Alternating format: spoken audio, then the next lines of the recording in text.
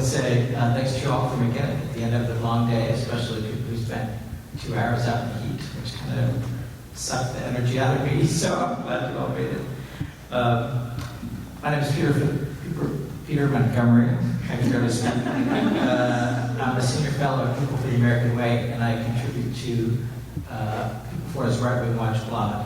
And we have been tracking and monitoring the religious right and its allies for a couple of decades, and we've really been noticing in recent years that the more that LGBT equality is on the margin in the United States, our religious right groups have been increasingly turning overseas to market their culture war and really promoting a lot of extremism, not only laws that criminalize same-sex activity, but also criminalize even the advocacy of equality. And so we've been paying more attention to that, and we've been seeing a lot of good work done by other people. So we have a great panel that's going to look at this topic from a variety of angles, talk about some different parts of the world, different things that the American religious right are doing to cause harm to people, and then I think hopefully have an interesting conversation about different ways that we as advocates in the U.S. and the West should be responding. I am sorry to announce that one of our panelists, Kapia, is not with us today. He is involved in the lawsuit that the Center for Constitutional Rights has brought against Scott Lively on behalf of sexual minorities in Uganda. And it turned out that they were taking depositions in that lawsuit this week, so he couldn't be with us.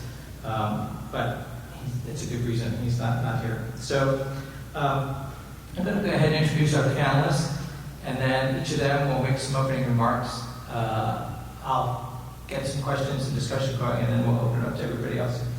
So Gillian Kane is going to speak first. She's a senior policy advisor to IPAS, which is a global abortion rights organization based in North Carolina.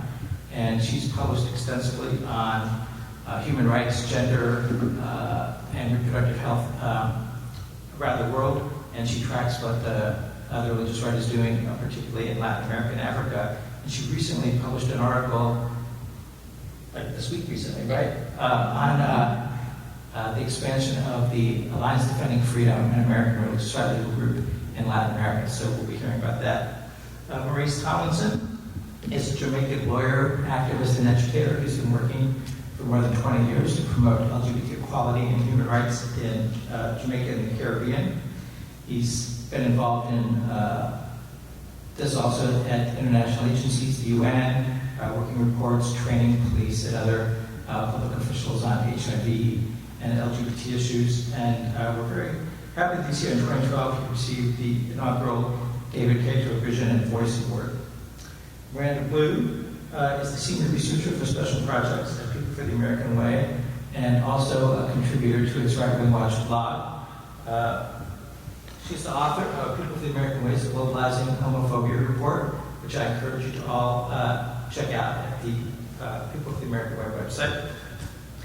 And she also focuses on anti-choice and anti-immigrant rights movements in her research and writing. And to my far right, Urooj, Arshad, just not politically, I'm sure, is the Associate Director for International Youth Health Rights and Advocates for Youth, where she manages a project that builds the capacity of youth-driven organizations in the Global South. And she's on the steering committee member of the Muslim Alliance for Sexual and Gender Diversity, which addresses sort of intersectional impacts of Islamophobia, homophobia, and transphobia. And she served on the U.S. delegation to the 59th session of the United Nations Commission on the Status of Women. So, Gillian, get us started. Hello. Thank you, Peter. We have an intimate crowd today, so I'm looking forward to a vibrant discussion after the presentations.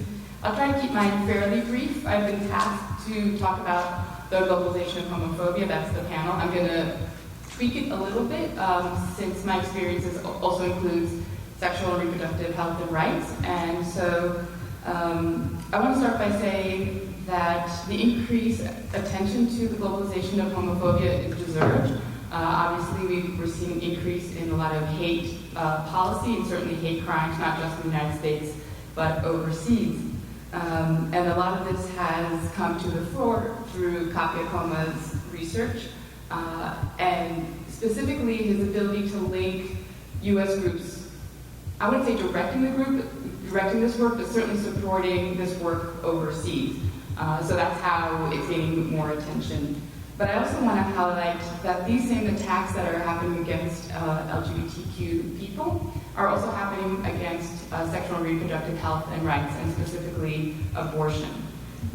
And the reason that this is happening is the opposition doesn't work in silos. So I know over the last days, and then probably tomorrow, we'll continue to talk about our different scopes of work, and sometimes they intersect, sometimes they don't. But for the opposition, to them, they put both of our issues in the same bucket. And so in some ways that makes their work more efficient.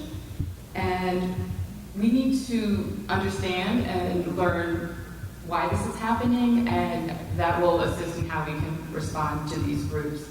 I want to frame my presentation around the idea of transnationalism, and I'm going to start and end with this idea because I really think it guides a lot of their work and informs how their pieces are linked.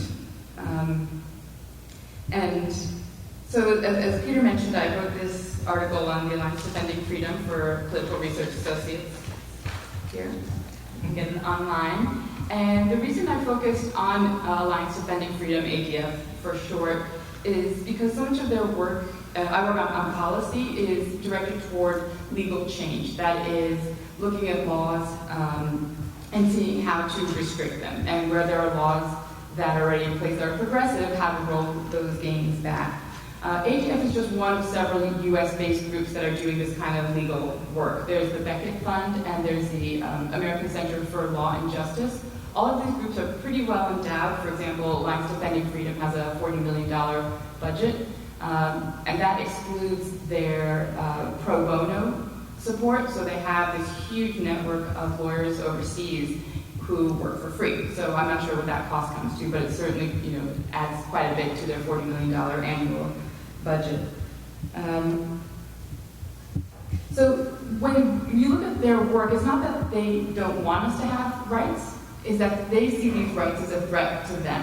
And so that is the guiding framework for their work. It really explains how they operate and the pieces of litigation that they choose to pursue. And within this framework, what undergirds both all of this are two ideas. One is this idea of victimhood and conflict. And using these two pieces, they really are able to generate a lot of attention to their cause. So seeing themselves as victims, and I will explain with some cases specifically how they do that, it really helps to sell their agenda. It helps to raise money, it helps to rally their staff, and to activate a membership, the idea that they're being persecuted. So one example, and again I'll refer to Alliance Defending Freedom here, what they do is a couple of different things. They litigate cases, they file amicus briefs in courts, both nationally, Supreme Court, but also national courts outside of the United States. And this is, I think, it's fairly common, but it's interesting to look at the cases that they take up. So a lot of them are based on religious freedom. So again, that's another framework that they use to advance their rights. And religious freedom is broad enough that it encompasses both LGBTQ rights and sexual and reproductive health and rights. In Sweden, there was a case of a family, a Christian family, who took their children out of school to homeschool them because they felt that the secular education wasn't attending to their needs. And so Alliance Defending Freedom represented this family very aggressively, and the way that they presented it to the outside world, outside of Sweden, was that, look, here's this family that's being persecuted. So it's an interesting framework, and really, helps support their feeling and presentation as victims, and us as the perpetrator of violence against them. I also want to point out that their work is tiered. So while they're based in the United States, they're very active at the international level. I'll explain a little bit more about their work at the United Nations. They work at the regional level, so there's many regional bodies that work on developing policy and guidance on human rights. That's both at the Organization of American States, which guides the policy and human rights in Latin America and the Caribbean. There's the African Commission, which is the same for Africa, and there's sub-regional ones in Europe, the European Court of Human Rights, And so they insert themselves in all these different bodies. And then, as I mentioned, they're also litigating and presenting amicus briefs at the national level. Another framing narrative that they have, and this really stems from the real start of the United Nations, is that they're having a battle. Again, the language that they use and the concepts that they use are very, very aggressive, very combative. And so the battle that they see is the battle of the culture of life and the culture of death. So that's all of us in this room, according to them. But I should also mention that the battle for them started, it's reactive to our gains. So when you look at the history of the gay rights and the abortion rights and the women's rights movement, it's really started to gain momentum in the 1960s and 70s. The opposition didn't really get started, or really effectively get started until, and I would say the starting point would be 1994, where there was the UN Conference on Population and Development in Cairo. And this is where you really see a very active presence of not just NGOs, but also NGOs that are working hand in hand with what we would call conservative governments. So at this conference in Cairo, where there was what resulted in a program of action which was quite progressive, not necessarily on sexual rights so much, but certainly on reproductive rights. You saw the Vatican taking a very prominent role, lobbying delegates from Muslim countries to work against the rights that were being supported to be put into the program of action. And so this created what people call the unholy alliance. So it's not very natural that you would have a Catholic body working hand in hand with countries like Pakistan and Egypt. But that was happening, and it continues to happen, and you can really pinpoint the rise to 1994. So what they did at this point is saying that not that we're asking for human rights, but that we're asking for special rights. And again, by doing so, we're doing it at the expense of their rights. And so you can see, they see a threat everywhere. So there's, I don't know how familiar you are, but there's the Convention on Elimination of Discrimination Against Women, the CEDAW, and which, as the name suggests, is protective. The idea is to support women and around issues of gender. And so the way that they characterize the CEDAW is that it strips the family of all autonomy and authority. They felt the same way about the Convention on the Rights of the Child. Again, another UN document intended to protect children's rights. And as we know, abuse of children happens within the family, it happens in the community. This is a very important convention. So they said that the CRC, Convention on the Rights of the Child, subverts the authority of parents over their children. So they really see the work that we do as making inroads against their autonomy as a family, without actually seeing that what's taking place is the supporting the rights of an individual who may not be protected in these spaces.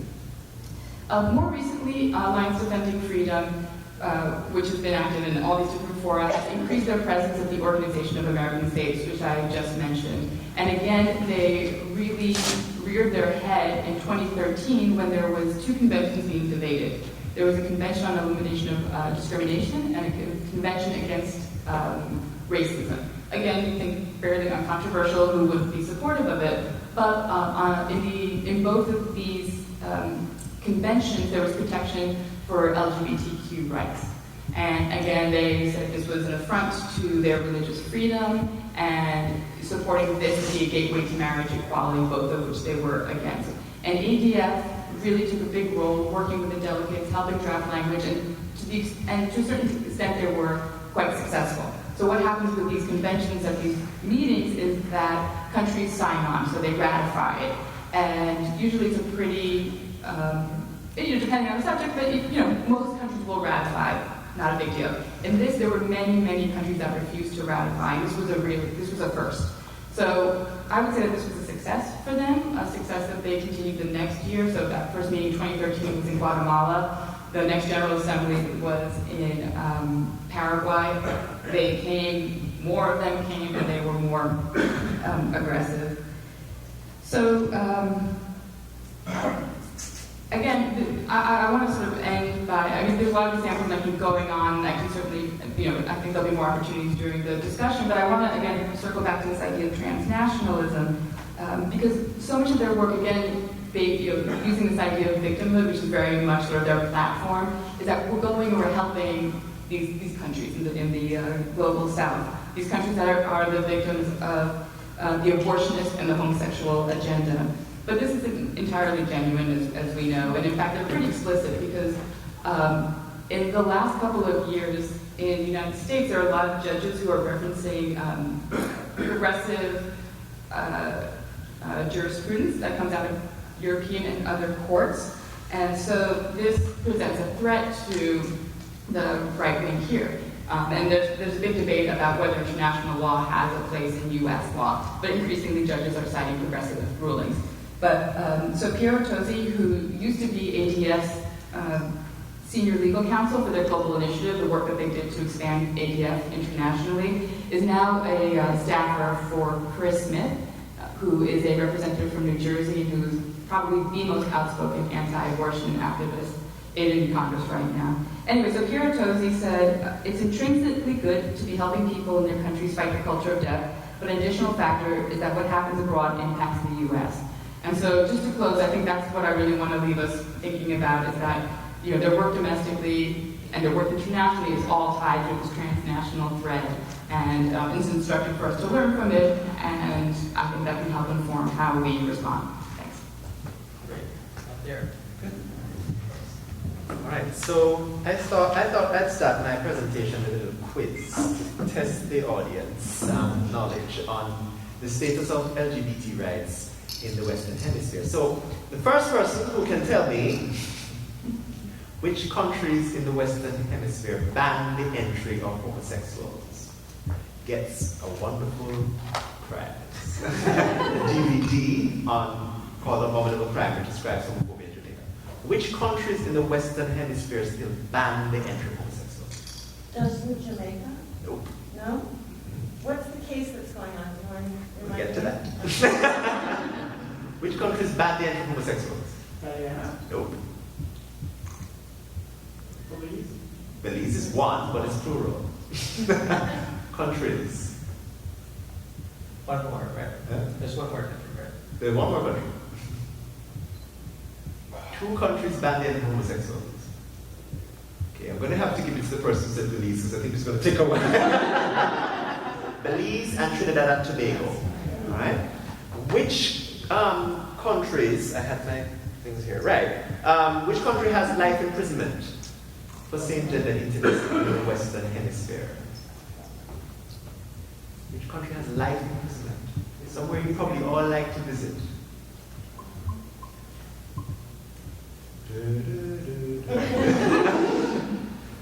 Okay, this one I get to keep. It's Barbados. How many countries in the Western Hemisphere still criminalize same-gender intimacy? How many countries in the Western Hemisphere still criminalize same-gender intimacy? There are 11 countries in the Western Hemisphere that criminalize same-gender intimacy. All of them are in the Caribbean.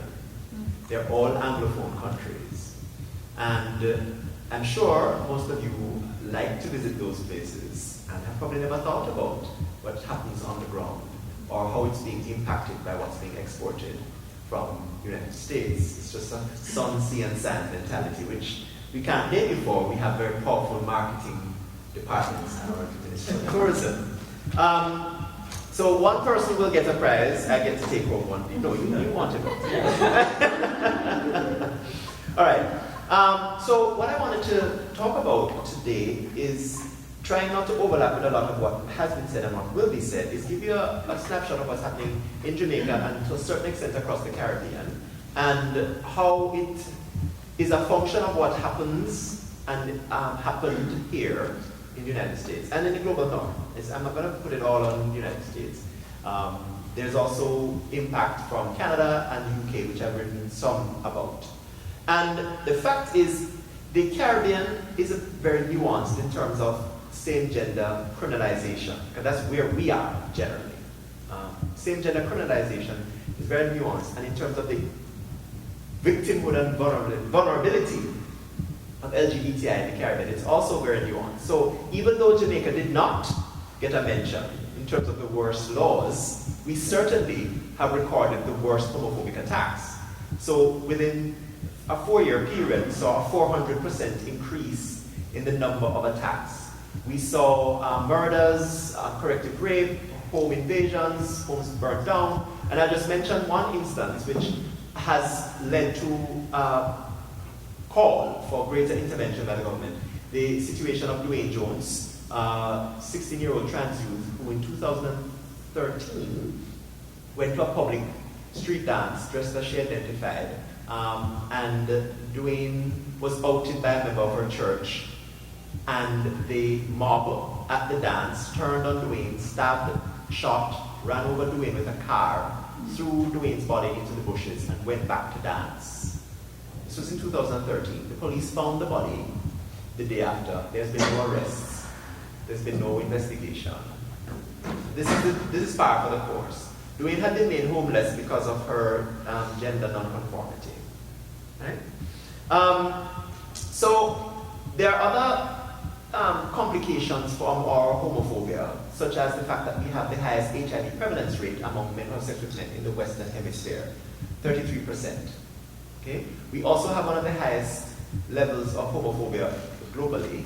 We're at 91% as of a survey done in October of last year. So the question then is, why is Jamaica so homophobic if our laws are relatively modest? Our criminalization of same-gender intimacy only carries 10 years in prison and hard labor. So that's pretty mad, I think. But the fact is, our culture has been impacted, or one might say perverted, by exported homophobia to the Caribbean. And it started right around the late 80s, early 90s, when you had the explosion of the HIV epidemic, which was used by televangelists to claim that, well, gays were being judged for their homosexuality. And it was a very popular message which was absorbed in Jamaica, because the one thing you could not speak about in Jamaica was promiscuity. You couldn't also speak about drunkenness, etc., because 85% of our population is born out of wedlock. And there's a bar in front of every church. But you could speak against homosexuality because no one wanted to identify as gay in the midst of an AIDS epidemic. So that stuck, right? And you'll know this was about the time when the culture war was raging in the global north, and they were losing, so we were fertile, we were convenient, and we were receptive to a lot of this messaging. The homophobia that was exported then started to spawn local replicas, because the local pastors saw how popular these evangelicals were. They started traveling to the United States to get training. So the Brigham Young universities, amazingly, you would think, why they go there, but anyway, or Roberts, all those universities started seeing influx of Jamaican pastors trying to get, a handle on homophobia. Because before that time, everybody knew someone was gay. It wasn't a big issue, but it became an issue around the time of AIDS. Okay? And that has pretty much continued.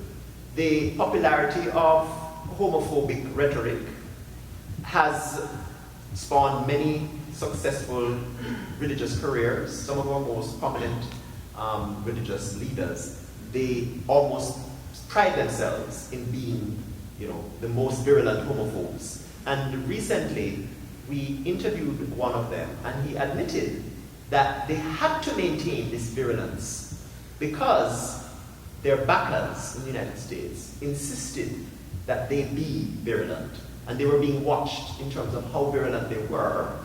And it would also impact not only on the amount of resources they got, funding, but also the ability for them to travel. Jamaicans need a visa to come to the United States. They need to get invitation letters from their allies. So it was a way to guarantee a tour, to guarantee some kind of support ongoing for themselves and for their church. Okay? And they come to conferences, they have been supported and resourced, and it's almost impossible to fight, because if you think about an LGBT movement in a small island state, that at best will have about 30,000 people, that's being very generous. And maybe 3/4 of them are too scared to do anything in terms of visibility. The rest can't carry the shoulder of a massive, push back. It's just impossible to do. So we seem to have an impossible battle. Now, the pastors have also influenced the music in Jamaica because everybody went to church in Jamaica. They didn't have a choice. So we absorbed the homophobia in the music because the musicians, when they became of age, they simply sung what they heard in church. It was a popular thing. And now we have the record of the most homophobic songs per capita, over 200 plus. And they call for every kind of, assault on LGBT people you can think of, rape of lesbians, killing of gays, etc. They're very blatant. And we're not a quiet society. So you have the music playing Monday to Friday. I'm sure you've heard of the murder music. And on Saturday and Sunday when people go to church, it's repeated and reiterated. So it's literally the perfect storm. Right? We're saturated in hate. So our music and our religion was then replicated by our politicians.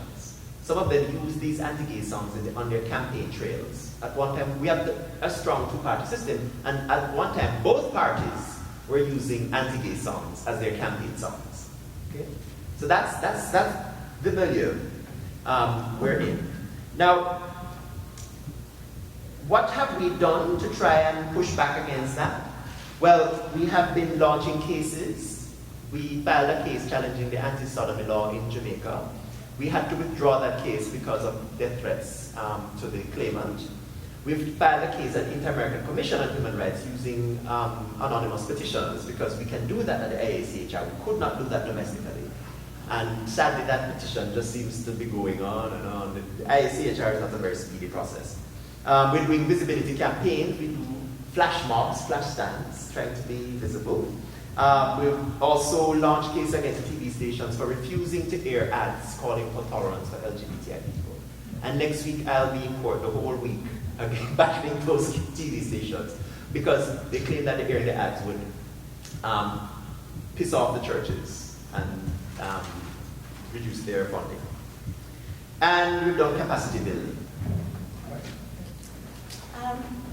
Sure, so I'm going to speak a little bit about another area of the world where American activists have been working with anti-LGBT, anti-reproductive rights forces, and that is Russia, Eastern Europe, and Central Asia, and specifically Russia.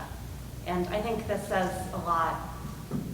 This work makes a big impact on the ground in these communities, but it also says a lot about our politics and where we are. So anti-gay groups in the US are now saying, especially after the marriage decision, that they just want to live and let live, and that they are being persecuted by any advance in LGBT rights. And I think this activism abroad shows that that's not the case, that they're trying to actively roll back the clock and roll back advances all over the world. So in Russia, there's a long history of alliances between the American right and anti-LGBT and anti-reproductive rights movements in Russia. The Russian anti-abortion laws were very influenced by American laws and American activism. And recently there's been a solidification of the relationships between these two groups. So in Russia, homosexuality is legal. So in some ways, it's an easier place for LGBT people to live than many other countries in the world. But President Putin has been waging a crackdown on LGBT people. A number of laws, including most famously the law banning gay propaganda to children on the grounds that it's harmful to children in the same way that pornography or smoking are. And this has led to a culture of a greater animosity and fear and even violence towards LGBT people in Russia. And it's also, but this campaign hasn't come out of a vacuum.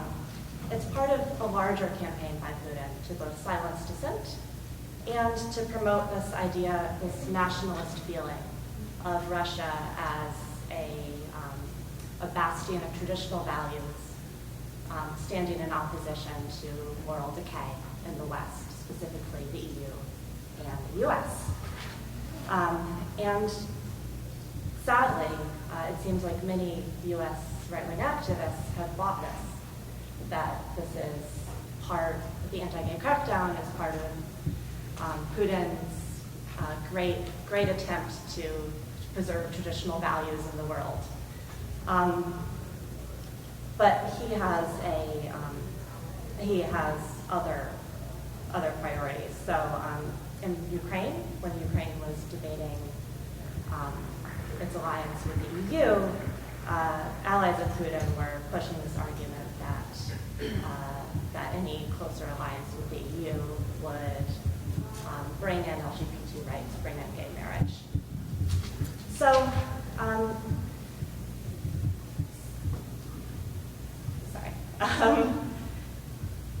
so we saw an interesting reaction among the American right, where a lot of right-wing activists were cheering on these laws and saying that the U.S. should have laws banning promoting homosexuality to children. A week after the Russian parliament passed the gay propaganda ban, Brian Brown, who's at the head of the National Organization for Marriage, traveled to Moscow to testify before the parliament in favor of another anti-gay law, this one having to do with adoption by gay couples in foreign countries. And what Brian Brown said to the Russian Duma was, you need to learn from the example of the US. We have had these advances in gay rights, and now Christians are under attack, and children are being put in harm's way. So when we wrote this report, we debated whether to call it exporting homophobia or globalizing homophobia, and we decided on globalizing because I think it's increasingly becoming a united global movement. And I think that in order to fight it, we have to be aware of that and aware that that these anti-gay activists are working across cultural lines to fight what they see, as Gillian said, as a threat, an existential threat to their existence and their values. What I would talk about is connected to the what's happening in terms of exporting and globalizing homophobia, which is about how do we do solidarity work based in the West as organizations and activists. How do we actually make sure that we're doing the right thing by LGBT activists in the Global South? And that's sort of a lot of the work that I do at Advocates for Youth is actually to work with LGBT activists based in the Global South.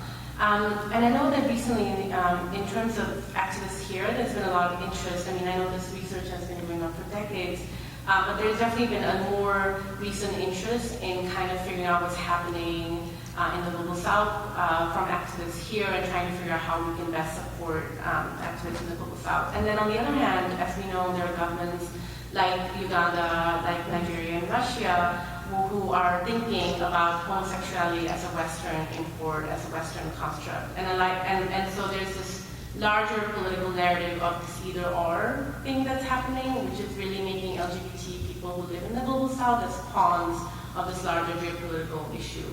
And so it's sort of overwhelming to think about it, but I'll try to kind of talk about it and also use Pakistan as an example because I grew up there and I go back a lot now and I work with LGBT activists there, so I have sort of some information on what's happening on the ground and what happens when there is sort of Western interventions and what that can look like in countries like Pakistan. And also the thing is that a lot of people approach, I think, the work we're based in the West as sort of this moment in time. They look at it sort of like, wow, it's so great in the West, this is all this amazing stuff going on and there's so much progress in the West. How can we take that out? How can we put that in the Global South? Well, we need to take a step back and also look at history and also look at colonization.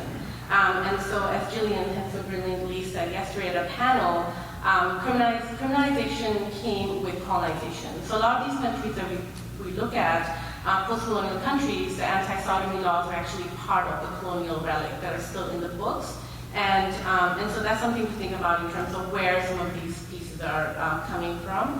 And I think there's also this assumption in the West around the universality of LGBT experience, LGBT rights. And that doesn't always translate in sort of Global South context. And there's also a difference between sex, same sex, versus rights. And so, for example, in Pakistan, there is same-sex behavior has been around forever. Doesn't necessarily has meant that it has translated into a rights-based framework, because people are still expected to get married, religion plays a huge role, and also you cannot, in my opinion, cannot look at LGBT rights out of context from what's happening in the larger civil society there, which is increasingly becoming a limited space based on a fundamentalism that's growing. So for me, I have to look at it in that context for LGBT people, not just LGBT work, but also larger civil society pieces. And of course, there's also a long history of gender minorities in Pakistan, which I think a lot of people are really surprised to find out or don't know that existed, but we've had long culture of third gender people that actually, with the British, there was this attempt to kind of disrupt that, but, folks survived, and there's a very thriving third gender community in many parts of South Asia. So that's something also to think about in terms of what we have as sort of part of our own history. And so I think that this idea that we want to export some of these models that we have in the West is flawed, especially because it's not like things are great here either, right? So marriage equality happened, and that's great, but trans women of color are still dying. And so, so it's also this issue of sort of which communities are we talking about when we talk about things are great here. And so in terms of, in tandem with what's happening here is that in countries, LGBT people are being used as pawns, like I was saying before, in terms of whipping up a nationalism, as someone else had mentioned. And so, for example, in Uganda, with Museveni, the anti-homosexuality bill that was signed, and then it was deemed invalid later on, but that was used as a way for Museveni to gain, and he's running for elections in 2016 as a way to gain popularity within the Ugandan people. And of course, then there's the issue of the importation of the homophobia. So that's also in context with all of this other stuff that's happening. So, so in terms of implications of what can happen when a US-based intervention can go wrong is, I'll talk a little bit about Pakistan, where the US Embassy did a really high-level pride-related event after the presidential memorandum of 2011 that President Obama directed agencies to implement human rights for LGBT people. Great memorandum, but in terms of implementation, it backfired in Pakistan in 2011 at the Pride event. And in terms of context of Pakistan, people have been organizing for a long time, but they've been under the radar because they're not quite ready to be out in the same way as people might. They're not sort of out in the same way as how the West would think of being out. And the anti-sodomy law that the British has, that's not a piece that people want to attack, because that's not where we're at, and politically that can completely backfire. So people are not interested to repeal the anti-sodomy law. And even if it happened, the cultural and the familial barriers are so great. Religion and family have such huge impact on the community that that is still going to be, at the end of the day, the main unit of oppression.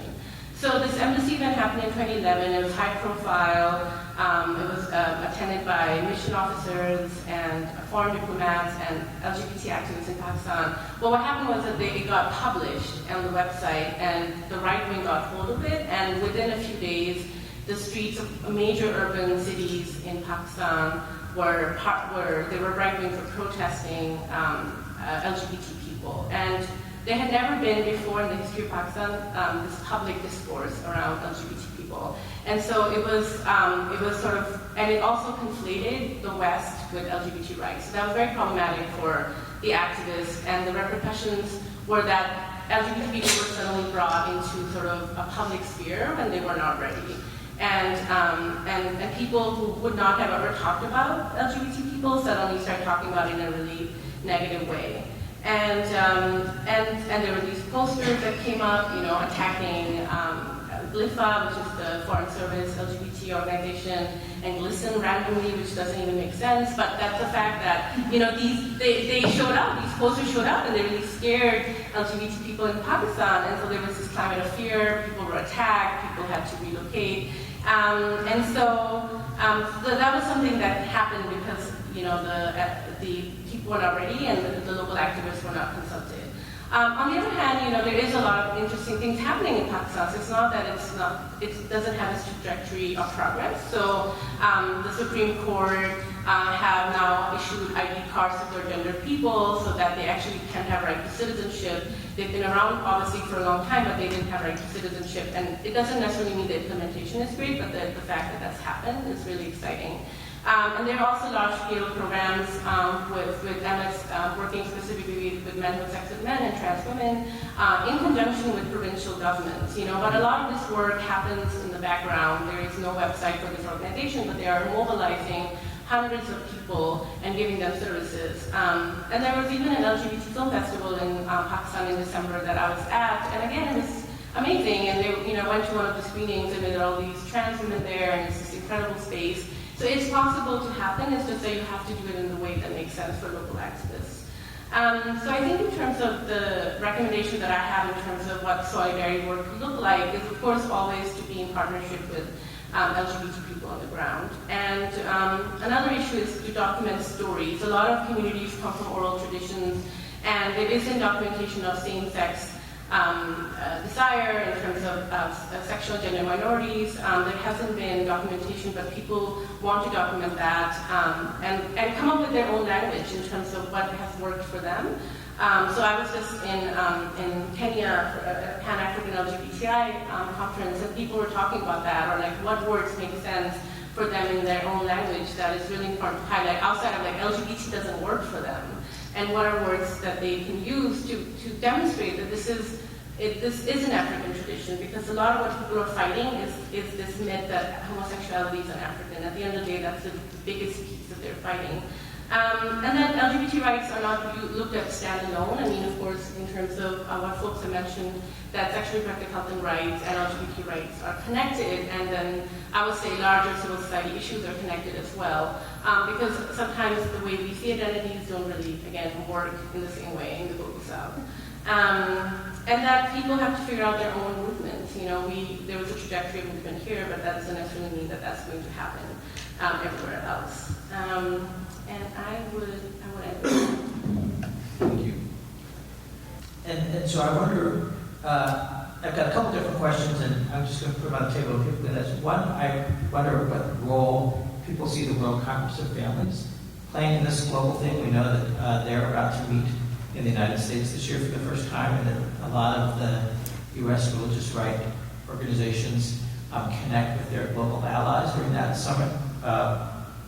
And then I also, we heard about the alliance between the conservative Catholic hierarchy with more conservative governments in promoting this theme that there is a global war against families and children, and trying to sort of tie this, one of the terms that you see is gender ideology, that they're now waging a battle against this big, ugly effort by all of us to redefine gender and family.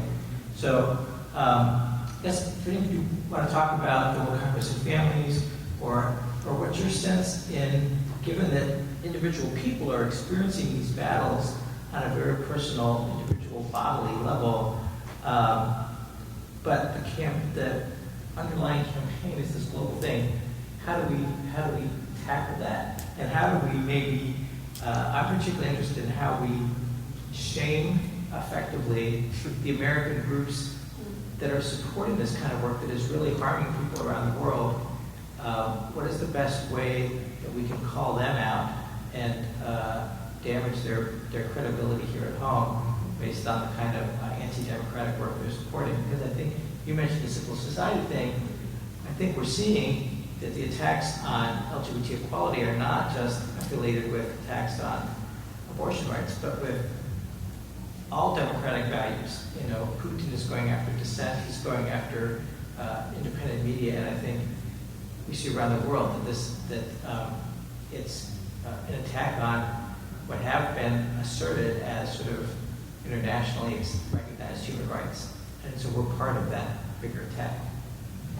So there's a bunch of questions there. Well, I think for me, the issue is all about money. And we saw that very seriously in Jamaica when we initially tried to trace the funding of one of the major anti-LGBT groups, the Jamaica Coalition for a Healthy Society. They set up this organization initially called Issachar Foundation, and then they had a firewall as to how to find out where their source of funding was, and so the government of Jamaica now is implementing a requirement that all NGOs must declare all sources of funding. And it's going to harm some of our organizations, but at the same time, we realize that it might upend the other groups. So we're trying to see how to appreciate that, but it comes down to money. For us, it's about money.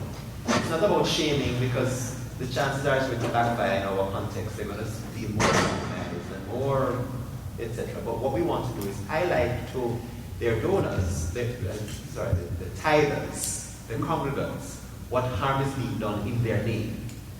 I can speak to the World Congress of Families question briefly. Just a brief introduction to those who aren't familiar. The World Congress of Families is a very small organization based out of Rockford, Illinois, that for the past 18 years has been holding annual conferences in various cities in the world, bringing together groups from around the world promoting what they call the natural family. And as you can guess, the natural family, in their estimation, does not include reproductive rights, and it doesn't include families that involve LGBT people. And so the World Congress of Families got in big trouble last year because they planned their annual conference in Moscow, sponsored by top allies of President Putin, who were promoting this natural family idea as part of this attempt to scapegoat LGBT people in advancing this idea of nationalism and opposition to the West. After Putin invaded the Ukraine, there was a dissent within the ranks of the right and the right-wing funders of the World Congress of Families, which include a lot of the major religious right groups in the U.S., and they ultimately pulled their support from the conference, and the conference still happened. Everyone who was going to show up showed up, but it wasn't officially a World Congress of Families conference. So anyway, in I think an attempt to do some damage control, they scheduled their next conference this year in the U.S. and in Salt Lake City with the theme of religious liberty. They're going to promote this idea that any advances in rights for LGBT people or reproductive rights detract from religious liberty of conservatives. And so World Congress of Families has not been safe in Salt Lake City. They've been getting a lot of pushback from local LGBT groups, and they are on the defensive. They put out a 28-page report last week attempting to defend themselves from criticism, saying that they aren't behind all of the bad things that are going on done by groups that are members of their organization and that they work closely with, but also saying, yeah, we think that a gay propaganda ban is a good idea. So we're talking about, so the World Congress of Families is a network, and members of the network come from all over the world, as the name suggests, they're global. And then these networks can tap into political leadership. And this was evident last year in December. They had a launch of this new network. It's called Political Values Network, and it was explicit. We're going to bring together conservative NGOs and conservative leaders. And they launched this network at the UN. So this launch gave it a patina of legitimacy. It has nothing to do with the UN. One can request, if you're friends with a government, that government then can reserve a room for you, which is what they did. And so they launched it.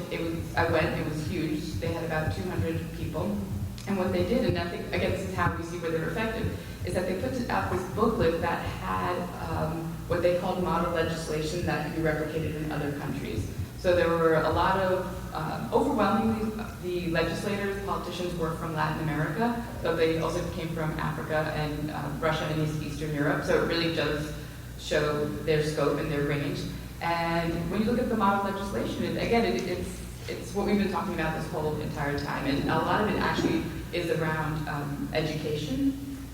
So sexuality education and this idea that the families aren't being sufficiently protected. So we do that through legislation and through building guidelines and youth programs that are directed towards really teaching a limited scope on sexuality and all the other issues. So anyway, so to my mind, that's where they pose the greatest dangers, their influence. And just to give one last quick example is, a couple of years ago, one of the members of World Congress of Families, they had these regional meetings as well. They had one in Nigeria, and the First Lady of Nigeria was there. So that's how high up they're going. And so while this is all happening at the national level, when the First Lady of Nigeria goes to the UN for the Commission on Status of Women or any of the development conferences that they have an effective voice against progress. So that's where we should be watching, and that's where an area of concern. So, I don't get it. No, I just wanted to comment on civil society. Like when I was at the CSW Commission on Status of Women this year at the UN, the document, the political declaration was already decided before any of the activists managed to get to the UN, and that the civil society that affects civil society, because a lot of organizations and activists, especially when we're talking about communities that are marginalized, they don't have access to their governments in country, and they need to be at the UN to be able to affect the document. And the fact that it was decided beforehand really harmed communities, including the LGBT community. So definitely seeing that trend is really problematic. I was going to ask, we should have a sense of how American activists can help without feeding into this, this is a colonial, this is a new cultural imperialism. Sure. Which is hilarious to me that we're now seeing these right-wing American politicians suddenly caring about colonialism and imperialism and how worried they are about American imperialism. Well, there are a couple of things. The first is that we need to amplify the positives that are happening to show that the liberation, LGBT liberation, actually benefits all. And we saw that when the U.S. Special Envoy for LGBT Rights came to Jamaica recently, and also Todd Larson from USAID. They had a meeting or had an interview with the equivalent of Jamaica's Fox News, the Jamaica Observer. And there, they made the concession that the United States isn't perfect. It's like, whoa, you're saying this? It's being reported. And we're still struggling with these issues. We're not here to tell you what to do. We want to encourage the dialogue. We're not going to be stripping aid, because that's the first thing people go to. So they immediately deflated that and said, we are here to encourage a dialogue. We have seen the benefits of inclusion in the United States, and we want to encourage Jamaica. It was fantastic. Of course, the religious right tried to spin it as some kind of, imperialistic imposition, but there was nothing they could latch onto, which was great. So that's one thing. I kind of distilled it, if you will, into an acronym which I call R. Acknowledge, respect, and engage. Acknowledge, whenever you're going to do any work in the Caribbean or wherever, acknowledge that you are not perfect. You have your own issues, and a lot of the homophobia we experience came from you, the global north. Respect our local leaders. Please, they might be horrible, but they're ours. We're very protective of them. So respect them, use their proper titles, be very respectful of them. Respect the work that's going on the ground. Acknowledge that. For example, just a quick example, Anglican priest, Father Sean Major Campbell, washed the feet of lesbians in World Human Rights Day just passed, right, in Jamaica. You can imagine the pushback he got. But that took a lot of guts, and we started calling him Jamaica's Desmond Tutu. We're trying to get people to big him up in the same way that they invite the homophobes to come here and tours. We need people like him to come here and tour, because that recast the whole thing like, well, we have positive pastors that are getting acknowledgement internationally. Maybe there's something to that. And engage as equals with both our politicians and the activists. Sell the positives of inclusion. Sell the positives. Speak love and the benefits. And, let's not bother with the finger wagging, because that just gets people back up. And I'll close by saying I support positive provocation. I believe that when you're trying to, encourage good behavior on the part of countries like Jamaica, you need to find what would interest them positively. So tourism, for example, you can say, I'd love to visit your island, but I'm concerned about this sort of thing. Write to the Prime Minister, write to the Minister of Tourism, and say, I'm staying at this hotel because I hear they have this policy of inclusion. There are many that do. So trumpet the positives and try to minimize the negatives, because anytime that starts, we have the argument that it's Western imposition.